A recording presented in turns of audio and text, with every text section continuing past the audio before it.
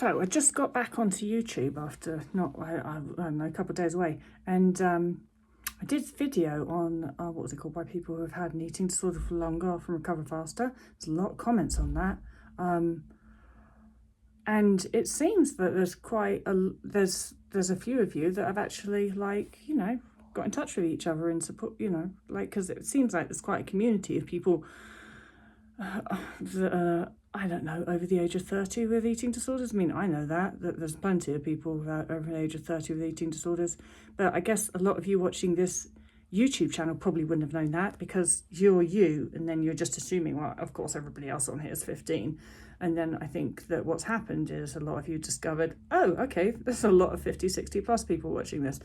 And then somebody apologized. Who was it? Somebody said, apologies for hijacking this YouTube channel. You don't need to apologize for me for that.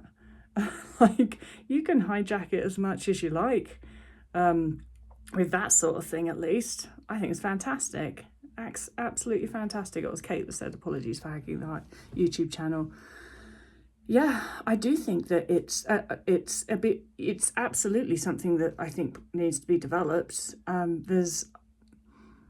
think there's more community of people who are much older than 10, 12, 13 with an eating disorder. I'd even go as far to say that there's a lot of people 50 plus with restrictive eating disorders that absolutely can recover. And that was a sort of question that I'd had before. It's like, oh, really? I'm 64, can I recover? And you absolutely can.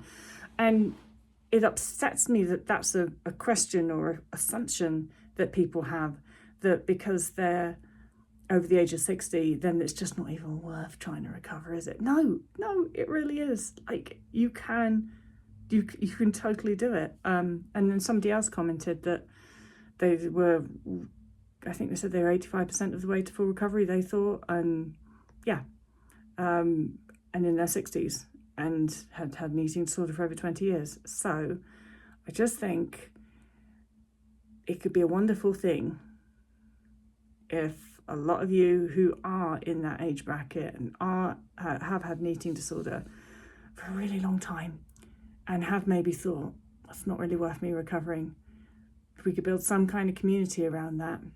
If anybody's got any ideas, if I can help with that any way that I can. I don't know that I necessarily have the bandwidth to set much up, but if somebody else wants to set something up, I can absolutely help steer it and get the word out, because I think it's wonderful.